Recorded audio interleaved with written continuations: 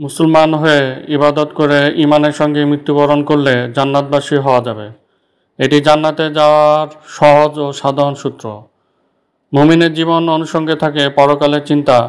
ব্যস্ততার পসরা যতই বাদসাধুক, সময় বের করে তারা ঈমান আমলে মনোনিবেশ করেন, মানব কল্যাণ ও আখিরাত কেন্দ্রিক কাজকর্ম করেন। অনেক সময় এমন হয়, অফিস বা কর্মস্থলে ইবাদত বন্দেগী ও নেক আমলের সুযোগ খুব একটা মেলে না।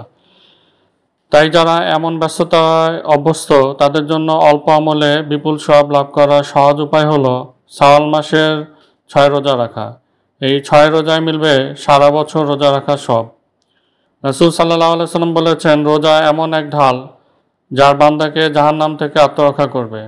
আরেকটি হাদিসে আছে, যে ব্যক্তি আল্লাহর রাস্তায় একদিন রোজা রাখবে, আল্লাহ তাকে জাহান্নাম থেকে 70 বছরের দূরত্বে সরিয়ে নেবেন।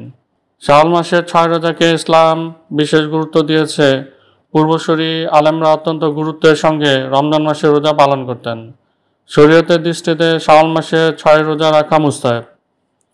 রাসূল সাল্লাল্লাহু আলাইহি সাল্লাম বলেছেন, যে ব্যক্তি রমজানের রোজা রাখলো অথবা তার সঙ্গে সঙ্গে শাওয়াল মাসের 6টি রোজা রাখলো, সে যেন পূর্ণ বছরই রোজা রাখলো। 1 বছরের সমান হয় যেভাবে রাসূল সাল্লাল্লাহু আলাইহি সাল্লাম 1 বছরের সমান হওয়ার বিষয়টি ব্যাখ্যা করেছেন। তিনি বলেছেন, রমজানের রোজা 10 মাসের রোজা সমতুল্য, আর শাওয়ালের 6 রোজা 2 মাসের রোজা সমান। সুতরাং এই হলো 1 বছরের রোজা।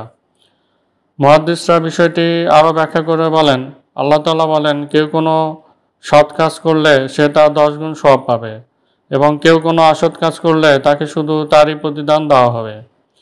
এই হিসাবে রমজানের 30 রোজায় 300 রোজা সওয়াব হয়, আর শাওয়ালের 6 রোজায় 60 রোজা সওয়াব হয়। এভাবে রমজানের 30 রোজা ও শাওয়ালের 6 রোজা মোট 360 রোজা সমপরিমাণ হয়। রমজানের 1 মাসের 10 গুণ হলো 10 মাস, আর শাওয়াল মাসের 6 দিনের 10 গুণ হলো 60 দিন, অর্থাৎ 2 মাস। সুতরাং 36টি রোজায় সারা বছর রোজা রাখার সওয়াব পাওয়া যায়।